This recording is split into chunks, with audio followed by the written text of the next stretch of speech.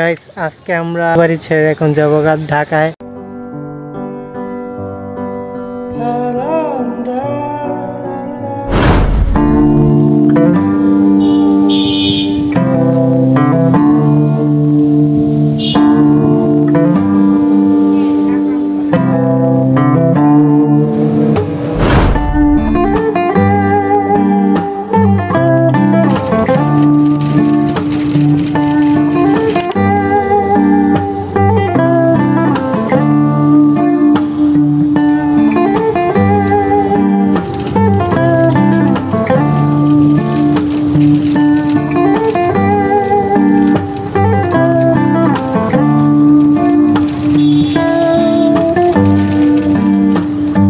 আসসালামু আলাইকুম এভরিওয়ান, কি অবস্থা সবার? আশা করছি আপনারা সকলেই ভালো আছেন। অ্যান্ড আজকে আমি অনেক ভালো আছি, কারণ কয়েকদিন যাবত আমি দেশে আছি আর অনেক শান্তিতে আছি। কোনো পড়ালেখা নাই, একদম আজাইরা উড়া গেম খেলছি, অনেক মজা করছি। আর এখানে দেখতেই পাচ্ছেন আমার ব্যাকগ্রাউন্ডে কি পরিমাণের নয়েজ। বৃষ্টি আসবে বলে এত পরিমাণের নয়েজ আর বাতাস ছাড়ছে, তার জন্য গাছেরই আলাদা একটা আওয়াজ আসতেছে, অনেক সুন্দর। এই জিনিসটা দেখতে আমার সেই লাগতেছে, দেখেন। ও ভাই, সেই বাতাস, এই দেখেন, পুরাই ক্রেজি। কিন্তু রোদ আছে আর এখানে পুরাটা মেঘলা মেঘলা। আজকের আবহাওয়ার সিনটা একদম মারাত্মক, কিন্তু যেদিনকার আসছিলাম ওই দিন কালারটা আরও অন্য ভিন্ন লেভেলের ছিল। আর আজকে আমরা লিচু পাড়ছিলাম, এই দেখেন কি অবস্থা। এখানে ওই যে লিচু পাড়ানোর জন্য লাঠি মাটি নিয়ে তারপরে লিচু মিচু সব পায়রা ফেলাইছি, তার জন্য এখন কোনো পরিমাণের কোনো লিচু নাই। আর এই দেখেন এদিকে একটা পোকা, এখানে একটা পোকা, তার জন্য এখন আমি দাঁড়ায় আছি, ওদের সাথে কথা বলতেছি আর এখানে আবহাওয়াটা উপভোগ করতেছি। সেই একটা আবহাওয়া দেখেন,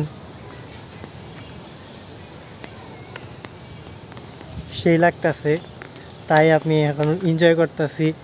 আর আপনারাও দেশে আসবেন, আপনার নানু বাড়ি কোথায়, না কোন জায়গায়, কোন গ্রামে, সবাই একটু যে কমেন্টে জানাইন। আর এখন উপভোগ করি, আপনারা সিনেম্যাটিক ভিউ দেখতে পারবেন আমার শর্ট ভিডিওতে। আর গাইস, আমি নতুন মিনি ব্লগ শুরু করছি, তা আপনারা প্লিজ সাপোর্ট করেন, ওইখানে দেখেন। আর ফেসবুকেও ছাড়ি মিনি ব্লগগুলো, আমার ফেসবুক পেজ আছে দ্য হানজালা স্টোর, ওখানে গেলেই পাইবেন অনেক মিনি ব্লগ সব পাইবেন। তাহলে দেখতে থাকেন। তো চলিए शुरू करते हैं।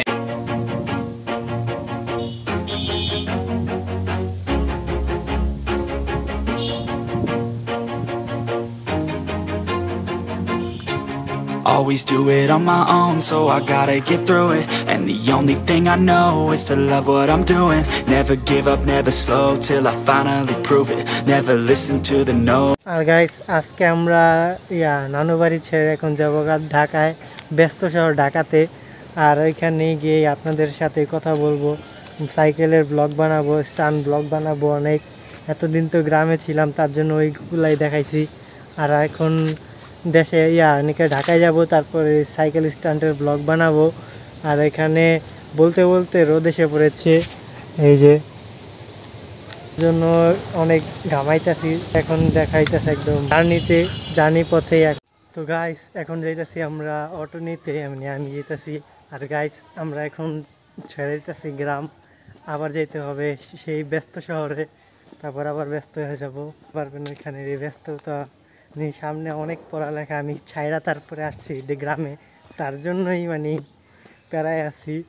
ঢাকায় গেলে এখানে একদম অবস্থা খারাপ হয়ে যাবো পড়তে পড়তে। অনেকগুলা ম্যাথমেটিক্স এডিশন এখনও পড়া হয় নাই, শুধুমাত্র মুখস্থ করতে হবে, অনেক প্যারা।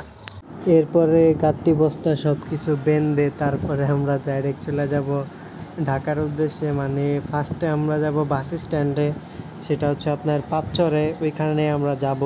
তারপরে ওইখান থেকে আমরা বাস নিয়ে ডাইরেক্ট চলে যাব ঢাকার উদ্দেশ্যে। তার জন্য এই গ্রামের কতগুলা ভিউ উপভোগ করতেছিলাম আমি লাস্টবারের মতো, কারণ আবার অনেক মাস পর আসতে হবে এই গ্রামে। গাইস, আপনারাও এনজয় করেন আমার সাথে এই গ্রামের সৌন্দর্যগুলা।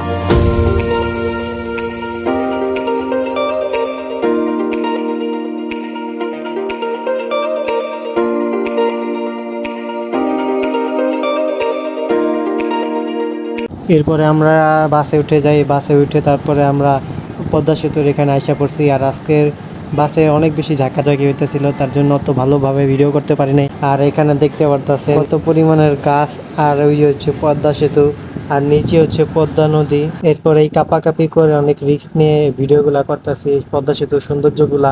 আর নিচে পদ্মার পার, এখানে অনেক মানুষ ঘুরতে আসে, দেখেন কি পরিমাণের মানুষ ঘুরতে আসছে আজকে। আর এখানে একটা ব্যারিকেড দেওয়া আছে, আর নিচে অনেক নৌকা দেখতে পাচ্ছেন ওই যে। আর পদ্মা সেতুর মাঝখানে চরও জাগছে, তা উপভোগ করতে অনেক টুরিস্টরা আসে যে এই পদ্মা সেতু চরগুলাতে ভ্রমণ করতে। আপনারাও চাইলে আসতে পারেন আমাদের এই পদ্মা সেতু এরিয়ার ভিতরে, অনেক সুন্দর জায়গাটা, চাইলে আপনারা এক্সপ্লোর করতে পারেন। আর এই যে হচ্ছে সব ট্রলারগুলা সবাই যে যার মতো এক লাইন হয়ে বা দলবদ্ধ হয়ে তারপরে তারা যার যার বাসার উদ্দেশ্যে যেতেছে, কারণ রাত হয়ে গেছে, কিছুক্ষণ পরে রাত হয়ে যাবে, তার জন্য সবাই সবার মতো গন্তব্যে রওনা দিয়েছে।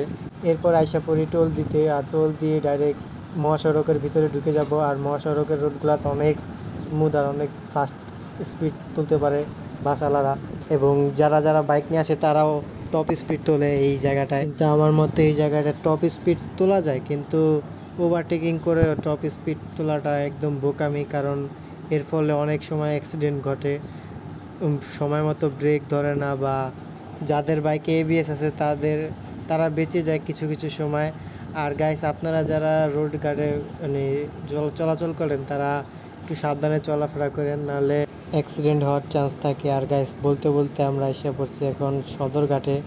আর এখন আমরা বাবুবাজার ব্রিজের এখান দিয়ে যাইতাছি, আর সামনে অনেক পরিমাণের জ্যাম, তার জন্য অনেক মাথা ঘুরাইতেছিল। এরপরে আর কোনো প্রকারের ভিডিও করতে পাই নাই, তার জন্য আজকের ব্লগটা এতটুকুই। যদি ব্লগটা ভালো লাগে তাহলে like, comment, share and subscribe করে দিয়েন।